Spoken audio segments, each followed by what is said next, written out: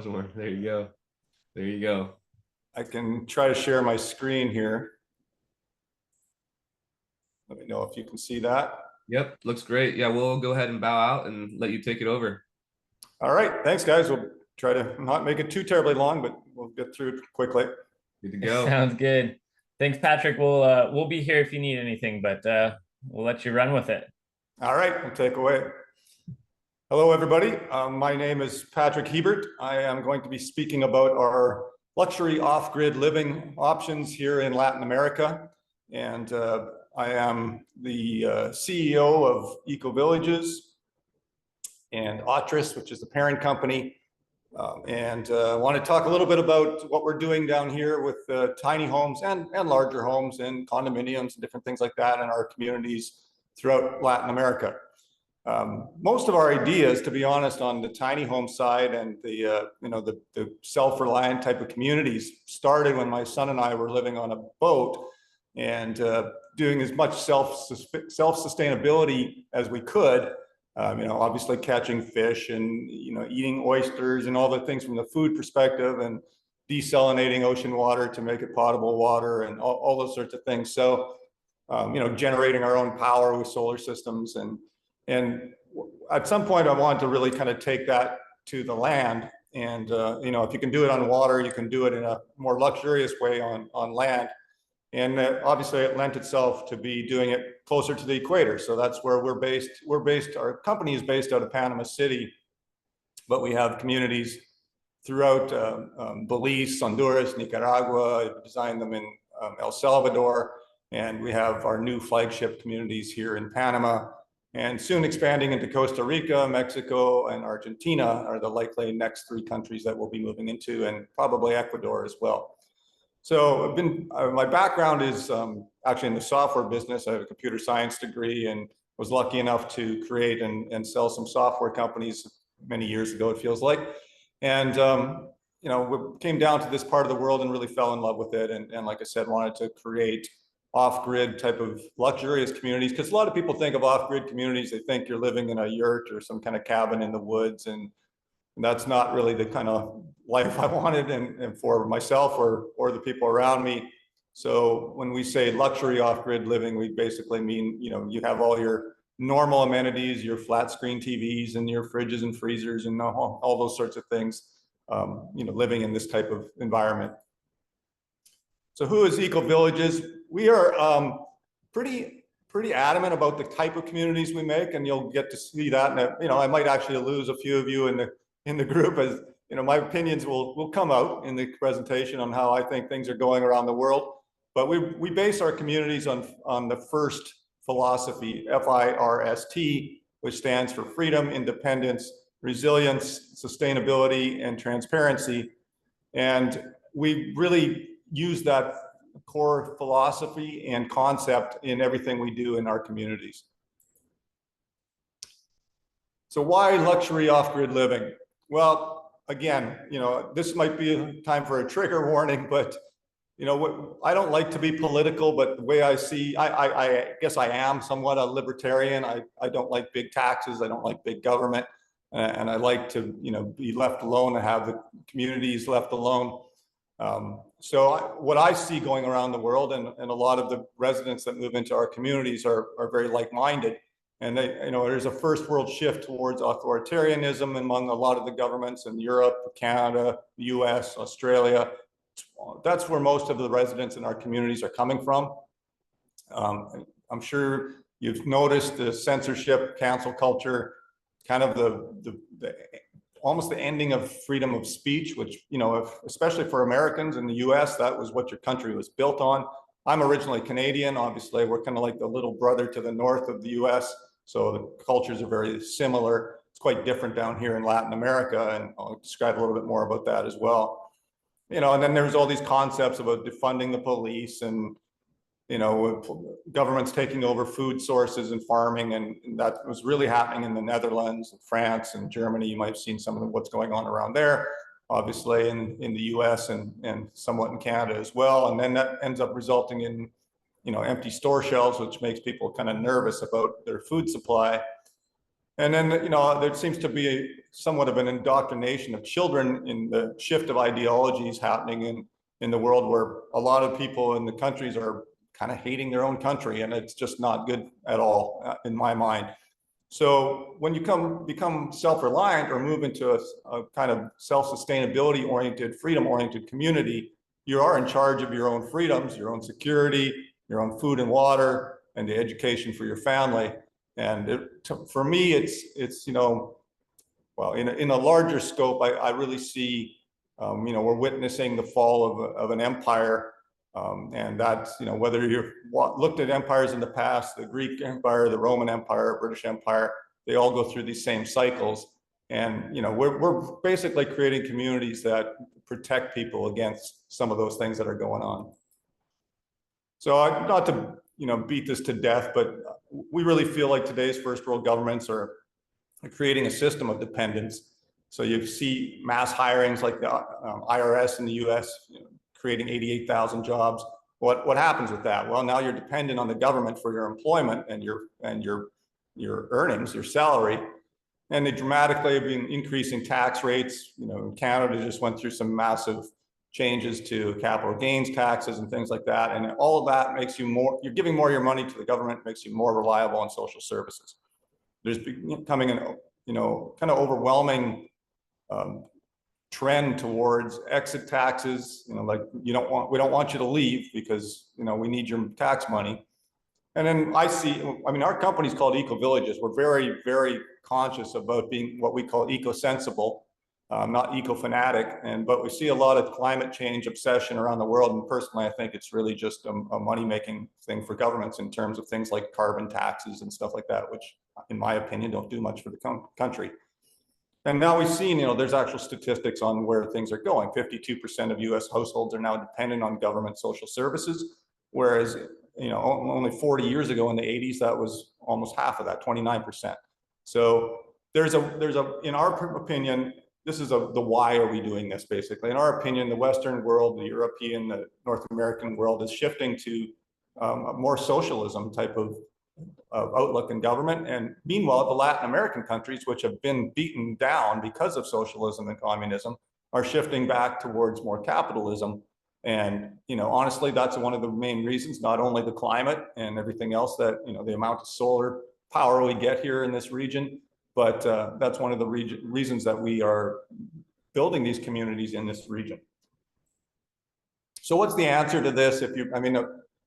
Literally about 17, the statistics are about 17 to 23% of the people on this call or on, in general, will kind of align with what I think of, that political stuff that I don't like to really get into, but kind of have forced to. And, 80% of you may not, and that's fine. But these communities that we're building are self-sustainability, freedom-oriented communities. And we've named them the Veritas Villages. And we're working on building these villages, like I said, in various countries throughout Latin America. If you see the political climate down here, you see El Salvador, for instance, a total 180 from where it was, one of the most dangerous countries in the world, to one of the safest in the world now, actually surpassing, on its way at least probably this year, to surpassing Canada as the safest in the Americas. They adopted Bitcoin. They're not relying on a money printing system of fiat currency. All these things. Argentina elected a libertarian president. Ecuador has a new capitalist-oriented type of president and welcoming investment into the country. So all these things come together with Latin American culture, which is very, very family-oriented. And so we've found that this is the best place. And of course, I'm Canadian, so I really like the climate down here relative to Canada. So that doesn't hurt either. So like I said, we won't belabor this any further, but it's basically creating these communities for like-minded, freedom-oriented people, get away from the political divisiveness. Obviously, in the US right now, you're going through an election and there's kind of two camps, and it's very, very divisive. And it's hard to even have conversations with your family and friends sometimes, because of political divisiveness. And we're trying to pull people back away from that, where, you used to be able to kind of agree to disagree, but that seems to be a thing of the past. And like I said, I don't like big government. Being a libertarian type of person, I specifically don't like big tax, and I don't think it's necessary. And a lot of the countries down here agree and don't also have big taxes. And so on top of being better countries for that lower tax systems, it's also, our communities are taking you away from the reliance on government and large corporations. And it's freedom from stresses. I really think that's probably the most important thing. When I'm at one of our Veritas villages, I really look around and go like, I'm producing my own water, my own food, my own power, and like it's all within the community and it's not costing me anything. There's small HOA fees that I have to pay, but once I have my home there, you're really financially away from the stress. And a lot of stresses in people's lives is based on finance, right? You're always worrying about, the next paycheck and how far you can stretch it and how much of it's going to taxes and how, what, all these different things. So there's, the stresses of being afraid to say what you want to say because of censorship, the stresses of financial, a kind of overwhelming financial load. A lot of these things you can get away from in these kind of villages too. And like I said, a place to grow food. It's not just relying on yourself to grow food in your own gardens or orchards, but there's community gardens and orchards. So, you're relying on your community. I grew up in a small town in central Canada, a farming community, and that's the way it was, right? You were, it's like the old story. If your barn burned down, everybody in the neighborhood would come down and help you rebuild it. And that's the kind of, alignment that we're having again here. Now we're big on Bitcoin and some cryptocurrencies. And so you can use Bitcoin to not only buy homes and properties in our communities, but you can, the economy within the community will also run on, on dollars as well, but on Bitcoin too, if you want to use Bitcoin. And some of the unique things I put in here on that first philosophy, the last item for T was transparency. And one of the things that we've seen in community development over a couple decades is the HOA or Property Owners Association, Homeowners Association is always a source of angst, right? That, you have a HOA president, they don't have a hope in hell of pleasing everybody. So, the best way we've decided to do it is through a DAO, which is also kind of like using a blockchain for decision making, much like Bitcoin uses a blockchain for transferring it back and forth. And basically that creates a secure way of making decisions. So make a, long story short, let's say you decided that, you wanted to have a vote on whether roosters are allowed in the community because they wake people up in the morning. Well, you can have that as a voting item on the DAO, which is a decentralized autonomous organization. And everybody in the community gets to vote on it. It's not one person's decision, and you can set the barriers, like it has to have 75% of the vote to pass or whatever you want. But we can create all those rules as part of the community. But it becomes the community decisions that go forward. And I've found over the years of doing this that you get much better decisions when the community decides as a whole than you do when you appoint one person or elect one person to do that and hope for the best that it's the best decision will be made.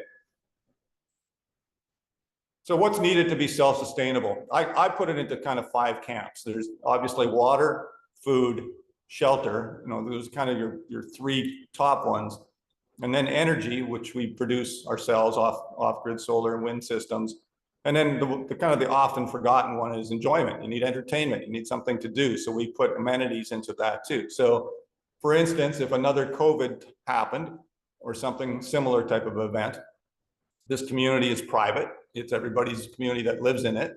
And if they want to close the gate and say, we're not wearing masks or whatever the thing is of that day, they can. And so we need to have the amenities that are in there so that you can live in this community for a while and you don't have to leave. Now, of course, we also make sure that the communities are near some of the most fantastic beaches in the world here in the tropics and near towns with all sorts of grocery stores and movie theaters and things like that. And so it's on a normal situation, you're doing whatever you do now, but you have that kind of plan B ability to not go for all those things that might be mandated next time around. So we have on-site water in the case of Veritas Villages. We have mountain spring-fed water wells, excellent water, and we have pump it up with a solar system into a big tank, and that provides the water for the whole community. And so again, power to pump the water up, and the water itself is totally on site. No attachment in the community to a grid, a government-run grid or large corporation-run grid. That, one of the most susceptible things in society is generally if people want to get to you, you cut off your water or cut off your power. If they can't do that, then there's not a lot they can do to change your mind about things. And we talked about the community food. We have orchards and community gardens, vertical hydroponic gardens. We have a tilapia pond in our one here in Panama, a livestock, obviously, for the meat. And so, we don't ever have to worry about grocery store shelves being empty if we don't want to. Plus, it's extremely inexpensive to live, right? And and the beauty of what people don't often realize in the tropics is it's a year-round growing season. Where I grew up in Canada, you had 4 or 5 months to grow everything you needed to grow, and then hunker down and survive the rest of the year. But down here, the bananas grow at one time of year, papayas, mangoes, everything's kind of circulating. And you can, and obviously you have the fish and livestock and everything as well. So it's really super inexpensive and very easy to grow food year round.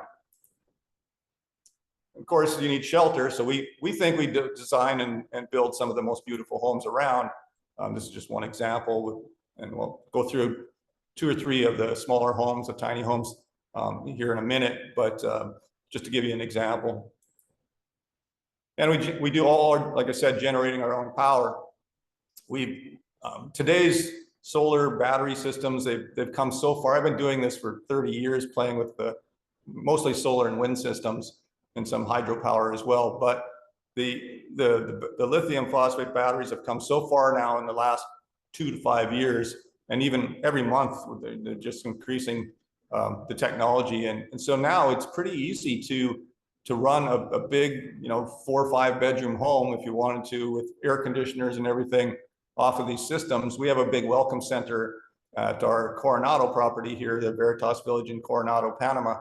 And, there's multiple air conditioners and all the things you have, multiple fridges, I think 3 or 4 fridges and freezers, because we do events there. And it's 100% off grid without any issues. And it's been like that for a couple of years. So, but really, are proving that these systems and the cost of them is coming so far down compared to what it used to be, especially here. One of the beauties of being on this particular country where I am now in Panama, we have the Panama Canal. Now, almost everything that gets transported to North America, or in this area, in the Americas in general, South America as well, often comes to the Panama Canal to get unloaded onto trucks. So we get everything at a very reasonable price because we can pick it up right from the canal. And so that helps too. And like I said, we get enormous amounts of solar power being very close to the equator. It doesn't matter what time of year, we're creating a lot of excess power, to be honest. And like I mentioned, entertainment is important as well. We'll talk a little bit more about what we have, but if it's nice to have everything in the community that you want to do. And like I said, we also make the communities very close to other amenities that are part of the community, or the larger community around us. And we're very connected with the local people. Lots of jobs are produced by these communities for local people, so we get lots of support from them. We just installed a solar powered water well to a local community town right beside us. They had no water for many times of the year, and now we put in a deep water well, and it produces water all day long in the sunshine and fills up tanks, and they have water all the time. It's a huge change for that community. So we're always very involved. We have a foundation called Help Them Help Themselves that works together with EcoVillages and Otris and really puts a lot of work into the local community. So we have a great relationship too, and that's great too, because we have on-site farmers markets where the local people will bring chickens and eggs and sides of beef and whatever, all the mangoes that you could possibly want, oranges and everything. And usually on like a Tuesday or a Saturday or both, we have a little farmers market. So it supports the local people as well, and all that works together to make one kind of harmonious, larger community. here's an example. This is the Veritas Village community in Coronado. There's about 90 home sites varying from, about a fifth of an acre up to a couple acres. So it depends on which home you want or what you obviously want to spend. And I've got a list of different things that are on site there. We're actually going to have we haven't got it there yet, but we have a school and a little clinic and all the sorts of things that, like I said, if you wanted to just stay there and live on site, it's got beautiful hiking trails. It's quite large. So there's, plenty of room to go around. It's a beautiful place. So in part of creating communities is really to have those things, like those amenities around. So we have an amphitheater where you can have shows and creekside gathering spots, like I mentioned, a little farmer's market. There's a hiking path, so I have a restaurant, a couple, little places to have a welcome center, like I mentioned, which is great. Because it doesn't, what I find in these communities that is amazing is it doesn't matter if you're living in a 400 square foot tiny house or a 5,000 square foot mansion. The people all get together because they kind of understand what's going on in the world and they're like-minded. And they sit at the welcome center and watch the sunset and have a glass of wine together. And it's great because you can say whatever you want to say and nobody's going to criticize you or censor you or cancel you. So these are really good communities from a social perspective too. And like I mentioned, the orchards and gardens, a lot of things going on, a lot of things to do. Great place to, it's also a great place to raise a family. Like I mentioned, I grew up in a community that I just took for granted that everybody grew their own food. And I thought that was kind of a worldwide thing when I was young. And, we captured our own water and all those sorts of things as well. And, we had to, and you had to rely on your community for things. And so to me, like we have a creek that runs through our community as well. So there's like waterfalls and stuff like that. But it's great because the kids can go and, imagine having your field day in Veritas Village where you go down and you're catching minnows or butterflies or whatever, like we used to do as kids, and not just playing on video games on a tablet. And it's just I think a better way to grow up. And so we're seeing an awful lot of change since COVID. The beauty for these communities, if there's a silver lining with COVID, it basically taught people that they could work from home. In a lot of cases, their businesses don't even want the office space anymore because of the costs and everything associated with that. So a lot of people I know were still working from home. And when they realized they could work from home kind of permanently, they started realizing they didn't have to live in a certain place. If they were living in Detroit and they didn't really, not to pick on Detroit, but they didn't like it, they would go, well, I could live by a tropical beach or in a highlands in Panama or wherever, in Mexico, any place around the world. We find it easier here in Americas because in Latin America, you're on similar time zones, generally often the same time zone, versus if you're living in Europe or you move to Asia or something. It's much harder to keep in touch with family and friends and to work because you're working on the strange hours. But here you're working on the same hours. And so we're seeing, before COVID, a lot of our communities were, I wouldn't call them retirement communities, but people that were buying homes, maybe in their 40s to kind of rent them out for a while and then have that as their ultimate retirement goal when they did retire. Now we're seeing families, there's, people in their 20s with kids and 30s, hence the reason for putting in schools and things like that in the communities, because a lot of these people are working from home or they did well with Bitcoin or whatever it was, and they want to raise their kids in a community that's a little different than the usual. Like I mentioned, we've got different things. You can see my guitars in the background. I kind of like having the music studios and woodworking shops and different things. We've got tennis courts. Paddle is something very popular down here. It's like, kind of a mix of pickleball and tennis. Little volleyball. We have the tilapia pond has a little beach beside it. So you can have a beach volleyball there. And, the food growing options I already mentioned, but there are options, right? You have the communities growing spaces of the orchards and gardens and the tilapia pond and the hydroponics, but you also have your own property. And, it's fully titled land, just like anywhere else that you're used to. and you own the property and you can grow whatever you want on the property, or you can have, chickens if you want fresh eggs every morning. And we have the chicken coop and all that sort of stuff on the property as well. But if you want your own, I mean, you can rely on yourself, you can rely on the community, however you want. You rely on the combination of the two. But it's just nice that it's kind of like that back to the old school ways of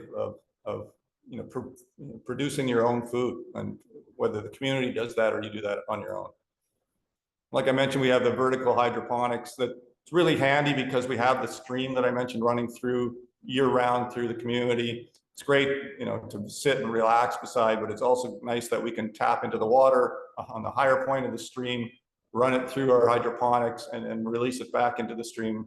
And, it's really already, great for the plants. We don't really have to add anything. So it's all natural, all organic plants and the nice thing about these kind of vertical gardens is that you get a lot more produce for the space, right? It's very efficient. And of course, down here in this climate, you can grow just about anything. So I'll talk about a little bit about we have many different home models. We don't want to take too much time on the home models, but we have a lot of different homes available. You can also custom design your own home or take one of our models and modify it. That's what a lot of people are doing. They like something about our homes, but they go, oh, I'd like to add this feature or this feature. And that's probably 80% of the homes that we're building right now is taking one of our models. And we have other people that have just had their dream home in their vision for a long time, and they want to build it at a place like this. And it's less expensive to build here in Latin America certainly than in Europe or North America. So we named our homes in Veritas Village Coronado after birds in Spanish. So the sapilloa is a type of bird. This is one of the smaller tiny homes we have, which is 400 square feet. But there's 200 square feet of exterior space living as well. And what people often maybe don't realize, like, we don't build tiny homes on wheels. They're all concrete and steel. They're on foundations. They're there for the next 1,000 years. And because of the climate, it's very easy to live in a tiny home because you're not inside it very much. You're always, we're in what we call the highlands of Panama. We're only 10, 15 minutes away from some of the best beaches, but we're up at about 250, 300 meters of elevation, or about 1,000 feet of elevation, which has a very even cooling effect. So you don't get the extremely hot and you don't get extremely cold. You're always, somewhere in the 25 to 30 Celsius range, or 22 to 30 Celsius range, which is, call it 72 to 90, 85 to 90. So that's kind of your temperature range. So it's almost always nice to be outside and, spending time outside. So you really use your home for, and even the kitchens often are outside. So it's nice to be able to cook outside. You don't produce all that heat and smell inside the home. So really you're using your home to sleep and the bathroom, and that's about it. So the tiny homes are very, very effective down here. It's a super popular way of living. And we try to make them very cool looking and efficient, and try to think of as many things, in terms of what to design into the homes as well. So this is one of the smaller ones. It's more of a studio style. You have your open bedroom living space. Like I said, this is one of the smaller ones. The Parakeet is probably one of the two most popular tiny homes we have. So it's just under 600 square feet, but it's 2-bedroom. And I think most people don't think of multiple bedrooms in tiny homes. So again, with all concrete and steel, it's all made to last. It'll be here for forever. And the beauty of this in Latin America, there's no laws about, you can't build a home a certain size. It has to be on wheels, and it has to be mobile. Ours are not. They're not going anywhere. But the Parakeet is, you can see, you have the master bedroom. You can even have a king bed in it, and a guest room. And we have I don't know if I have any pictures of them, but we have people living in these homes in this model, and they just love it. The Cotinga is another one of our more popular ones. Again, it's a little bit larger here. It's a little over 900 square feet. and a little bit larger deck outside with 2-bedroom and 2-bathroom as well. And that, again, it's maybe a little over a tiny home at this point, but it's still very affordable. You've got your little front dipping pool and all those sorts of things. That this has been a very, very popular model for us as well. And you can see, like, through the design, you have your ensuite bathroom for the master bedroom, you have a shared bathroom for the guest room and common space, and very, very efficient use of space. You got your washer and dryer closet. You got everything like a regular home, just scaled down, because frankly, you're not going to be spending that much time inside the home. You're going to be out enjoying the outdoors year round. It doesn't matter if it's January or August, you're going to have roughly the same temperatures here. The Amazilia is another one that's a little bit smaller than the Cotinga was. There's some very cool features in this one. Some of them I don't show you this. You can also have drilled into your foundation, basically a wine cellar, has a spiral staircase and a glass hydraulic top that becomes part of your floor that you walk over, but you open the top and go down into your wine cellar. Very, very cool. This one's really popular with kids too, because it's got the kind of the catwalk upstairs, across from the main bedroom over to the deck. Yeah, you can see on that bottom left picture, the guy walking across the catwalk. On the sides, it has the netting, and you can, kids love to put like sleeping bags or whatever on there, and watch people below, or even sleep there for the night and have a sleepover party on that. So that's kind of a really popular home model as well. And you can see the floor plan there, and on the right-hand side, the master bedroom has the walkway and the nets across to the balcony with the spiral staircase. And then your whole main floor is living space with the open kitchen. So we think it's a great place to live. Always open to questions. I don't think I actually have the email address on here, which is unfortunate, but info@ecovillages.life, or if you just go to our ecovillages.life website, you can get a contact form there. Mention that you came through from the tinyhouse.com, and we'll be happy to answer any of your questions. I think we've seen an enormous increase in the interest of these communities, because people just didn't like lockdowns. To be honest, they want to go live somewhere where that's not going to happen to them again, or the mandates of certain things. So if you're kind of in that freedom mind, it's like you weren't too crazy about how the government's handled things like COVID. I'm pretty sure there's not going to be, that wasn't the last thing we're going to see. There might not be another virus, but who knows what the next thing is. And it's just nice to have a place, even if it's not ultimately where you live full time. It's nice to have the plan B. Lots of people buy them and then rent them out until they're ready to move into these homes. So if you're kind of at that point in life where it interests you, then we're love to have you as neighbors. So I just want to say thanks for listening. And I know sometimes it's a little polarizing when you talk about freedom-oriented communities, and that's all right. I'm used to being censored, so it's okay. But I know that there'll be some of you that can relate and would find a community like this very interesting and a great place to live, and we'd love to have you as residents in our communities. So I think that's it for me, and get Zach or Jason to come back in, and I might have been a little faster than I was supposed to be. So normally it takes me about an hour. So no worries. Hey Patrick, 1 second. Let me get my camera set back up.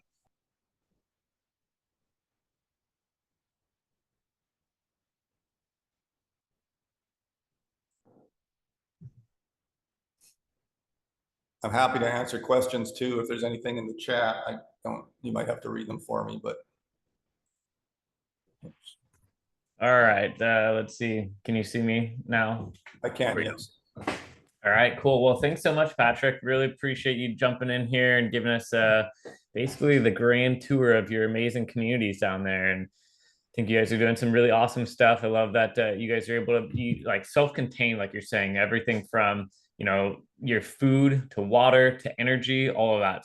It's that's not a small feat. And I think when people hear you talking about it, it's just like, oh yeah, we just kind of have our own energy, have our own food, and everything like that. Like there's so much that goes into it, and being able to optimize all of that inside of your communities is really cool. So yeah, everybody don't just kind of take it as like, oh, you know, we can just hear people talking about it all the time. It just seems easy, but it's goes so much planning goes into one of these communities. Every single aspect of, you know, the plan for how it's laid out, where are you guys going to put the different systems, you know, the whole well setup, the whole solar setup, all the different things like that. It takes a lot of forethought, and it doesn't just happen like that. So it's Yeah, and I think, you know, because we create kind of a blend of community and individual systems, like every solar system is individual to the home. We found that people prefer to be kind of in control of their own power systems. Whereas, you know, the water system, somebody's asking about the water, so I can mention that. We have a deep water mountain spring fed well. You know, we've had it tested many times, and it, you know, it's very, very good water. In fact, the tester guys that come out always say, you should just bottle this and sell it. And but then it goes into our tower, our water tower, for then it's gravity pressure fed to all the homes. But it goes through a UV system and a charcoal system, but we don't treat with chlorine or anything like that. If people want to, that's up to them. They can put in their own treatment, and, you know, for their individual homes, because of the bulk of the people that live in the community prefer not to have the community treating the water, and they're fine with the UV for any organics that are going through it and that sort of thing. But it comes out of the water from, it's close to 400 feet in the ground, you know, in a mountainous volcanic range. So it's already very filtered from all the granite and charcoal that's in the ground, and it comes off of a mountain, you know, a mountainside down to us, and so it's very, very clean water to start with, which is great because I was used to on the boat where you have to do desalination and everything. Here you get nice fresh water. I drink it straight out of the well. I don't, you know, I've tested it enough to know it's fine. But that's one of the, you're mentioning about all the things that go into creating these communities. It's a long list of check boxes for us to find the perfect property, first of all, to start with. I mean, we found that the 250 to 400 meters, or a little over, you know, call it 800 to 1200 feet in elevation in this region is probably perfect because you know, you can grow, it's hard to grow things right beside the beach because you get the salt spray and extreme heat. And, you know, but if you go just, you know, we're 10, 15 minutes back from the beach and up, you know, at that elevation, 1,000 feet. So with beautiful views, we're looking down at the Pacific Ocean here in the Coronado, Panama, Veritas Village. But, you know, we have that elevation where we can grow all sorts of things. We have coffee plants, you know, and that takes a little bit. You can't grow coffee down by the beach, right? But you can in the highlands. So we, you know, we have everything. We've got 40 or 50 different types of fruit in our orchard. So things that, you know, from star fruit to papaya to pitaya to, you know, guava, all sorts of interesting ones too. They make great drinks too. That's awesome. Yeah, sounds amazing. Like a little fruit paradise. A couple more questions. I'm just seeing in the chats here. If go for it. The property, the overall community is about a little over 50 acres, and like I said, the individual lots go from about 7,000 square feet. So I call that a little bigger than a fifth of an acre, up to about 1.5 acres or 2 acres, depending on what you want. There's roughly 90. We've reserved some space, but there's roughly 90 lots now. Now we've just announced it, and it's been super popular. I'm talking about the Coronado community here in Panama now, and we have another one in the Cherokee area of Panama coming up as well. But, you know, we're probably about 85% sold already, maybe 90% sold. It's just, you know, a very popular concept that we haven't seen a lot of people around the world doing. So, you know, that combination of kind of freedom-oriented Bitcoin usage, you know, you grow your own food and have your own water and your own off-grid solar systems, all while still being able to have, you know, like you're not living, like I said, in a yurt and by yourself in the woods. You have a community.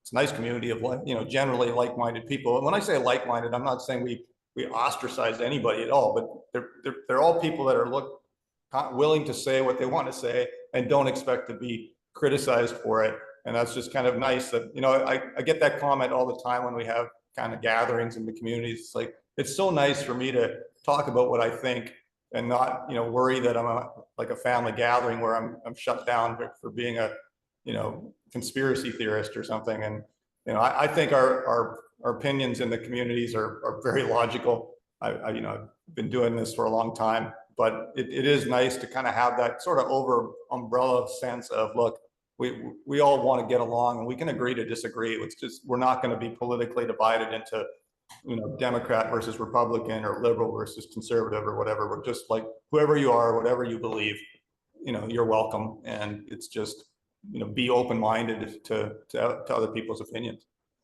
Yeah, it's something that I love about traveling and or even living overseas and whatever is like it seems that people realize that there's very small amounts that they actually disagree on, and majority of life we actually agree with, whatever opposing side it is.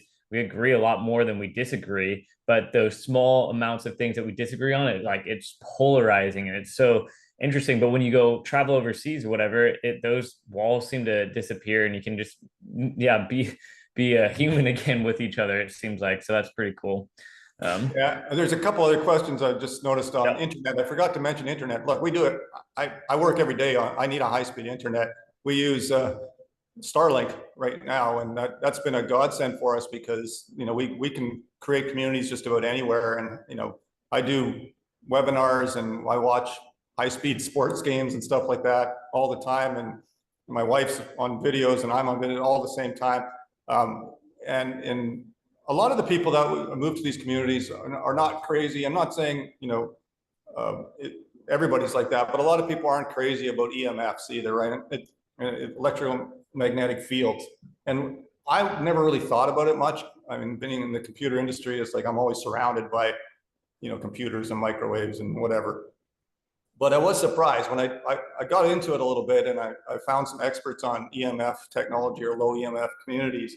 And, we tested the community. It's like all I got 4 different meters that I was told to get, and they're not cheap. Like, it's expensive to make these tests, but I did the testing and I was, surprised, or not surprised, I was pleased. It was like all the green lights are on. It was saying everything's great. There's almost no EMFs here because we don't even have a very good cell signal at all there. We're in a very kind of isolated area while still being close to, 10 minutes away from a town where you have everything.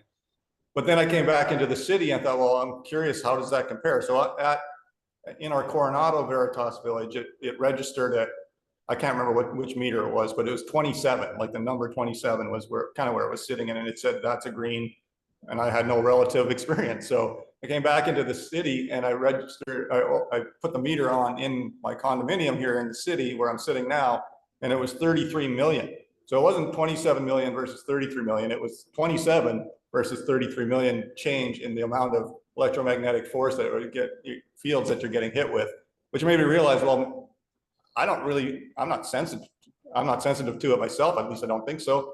But does anybody really want to be bombarded by that all the time? So it's kind of nice to live out in those communities where, just by default, you're kind of in we don't call it a low EMF community, but it really is. And then, people that, are sensitive to the EMFs or don't want to be even having Wi-Fi in their community, in their home, that's fine too. Like I said, these are steel and concrete homes, and they are very sheltered against outside EMFs anyway. And then, you can just do like a Cat6 wiring, and you don't have to have Wi-Fi turned on in your home at all. So you're just like the old school, right? Plug it into the wall and away you go. So we have high-speed internet of, without Wi-Fi, with Wi-Fi, whatever you want. So it's kind of, again, it's an independent oriented community. Do the way you want to do it. Yeah, it's awesome. And even going back to the lot size of 7,000, it's like that's a pretty average lot size here in America. But the thing is that like your community brings so much more than just like your 7,000 square feet that you have. Like there's a lot more there to it, like whether it's the garden, whether it's the orchard, whether it's the amphitheater, all those different aspects like that, and the community center and everything. It gives you way more space than just like if you buy a house in a subdivision up here or whatever. So yeah.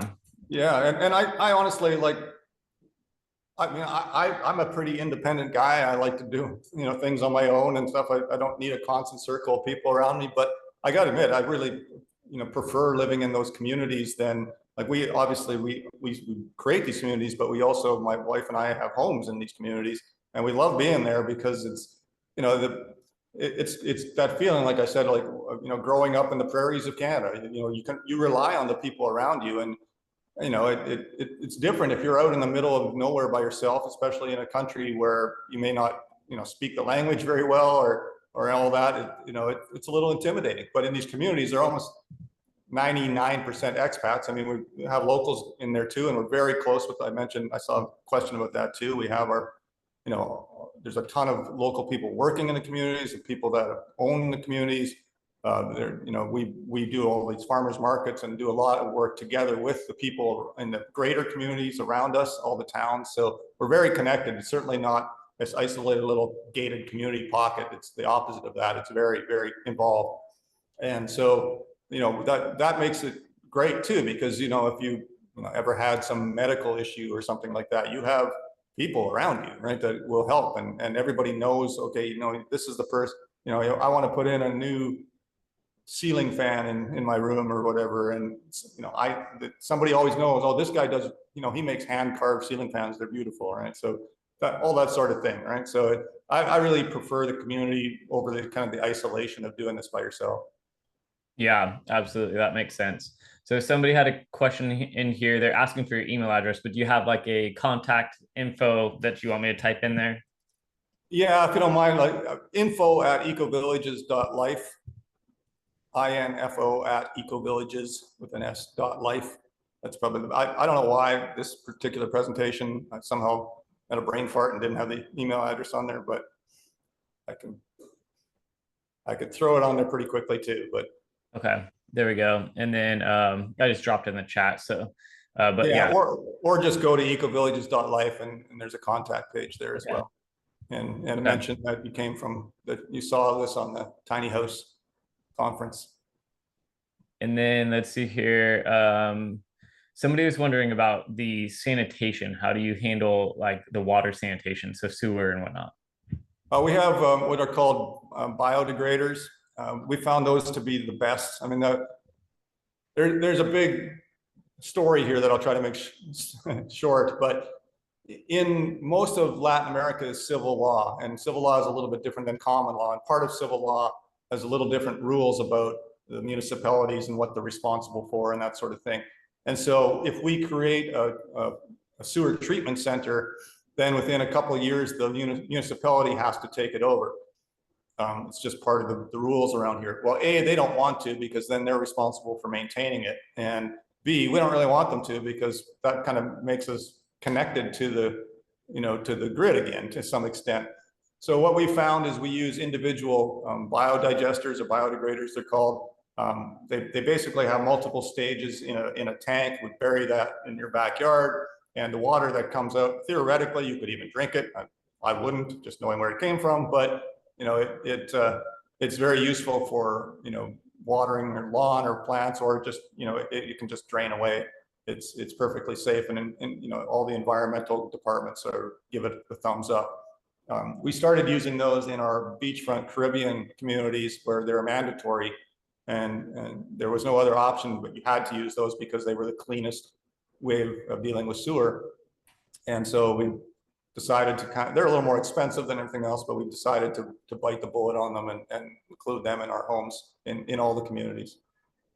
Okay, yeah, that's sounds like a good way to go. Somebody asked, what is the average age of your residents? Well, I mentioned in the presentation that it's changed a lot in the last 4 years and since COVID, right? The reason before that, it was probably 40s and 50s and up, because people were able to not only maybe think about retiring, but they were thinking, well, I'm going to buy a home, rent it out for 10 years, and then when I retire, I'm going to move into it. But now it's all over the map. We have probably pretty even spread of people in their 20s, 30s, 40s, and then some retirees as well. It's and the other thing is the demographic is from all over the world, which makes it really interesting, especially when you're doing these community events and things like that. The other day I was there and we had 10 10 different couples coming at, kind of on the same weekend to come and see either the property they bought or the one they're hoping to buy. And it was 10 different countries, people from 10 different countries in a row. It was Italy, Germany, France, Netherlands, UK, Ireland, Scotland, Canada, US, Australia, New Zealand, I guess 11. Wow. So it was like nobody, it was great. It was nobody in a row that was from the same country. And it makes it really interesting. Like I said, you're sitting there and having a glass of wine, watching the sunset or whatever with your friends at the welcome center, and you have a pool and everything there too. And the conversations, it's amazing. Like you mentioned, perfect point. You'd be surprised at how much you have in common with people around the world and are like-minded, and far more than the number of differences we have.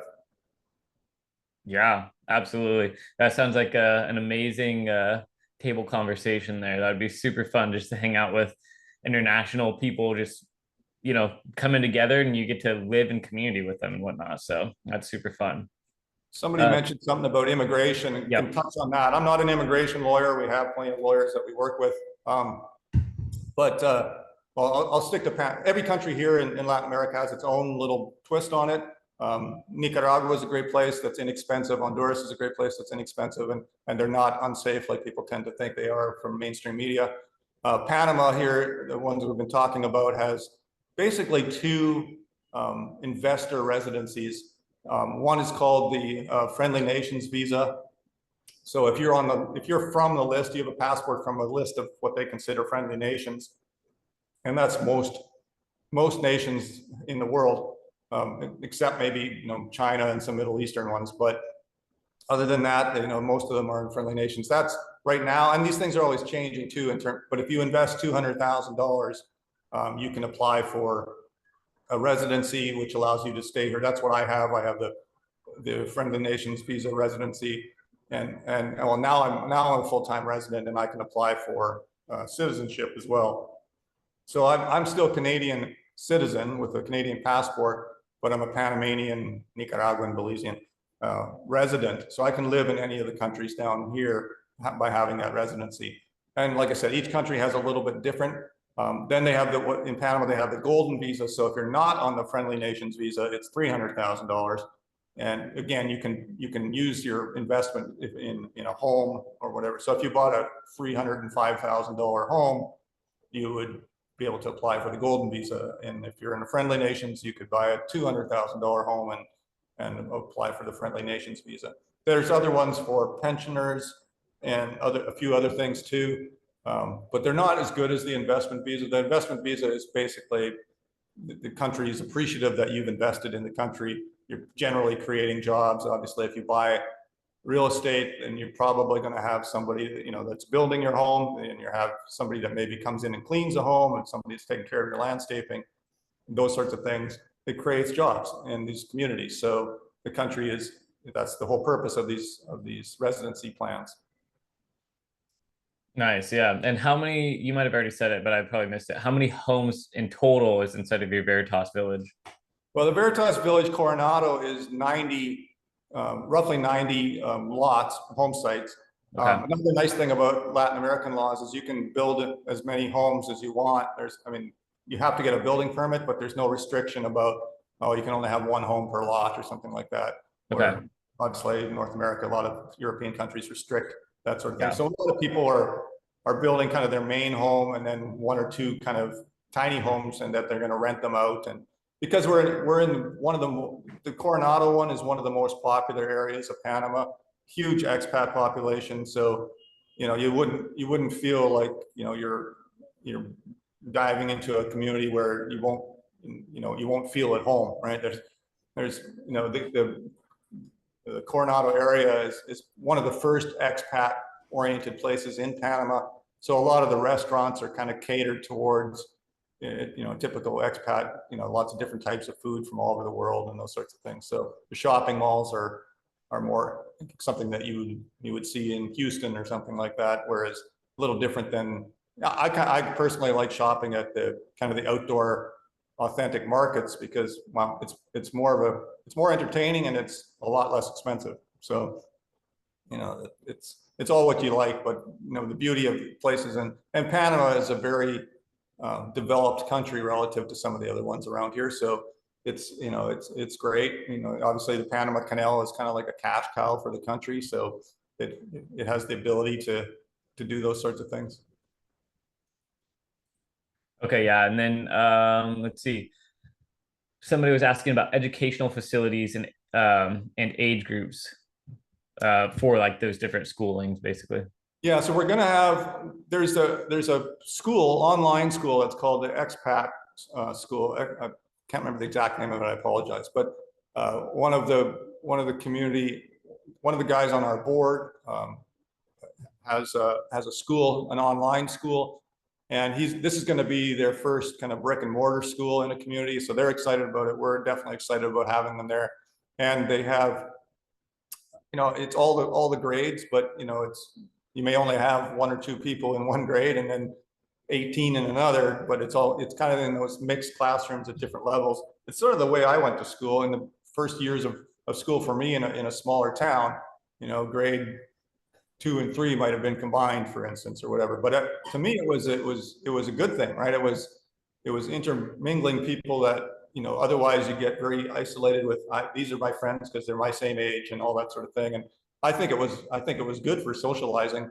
And then, you know, it's an accredited school. So, you know, if you want to apply for Harvard after you graduate, you're perfectly capable of doing that. So it's an American-based curriculum.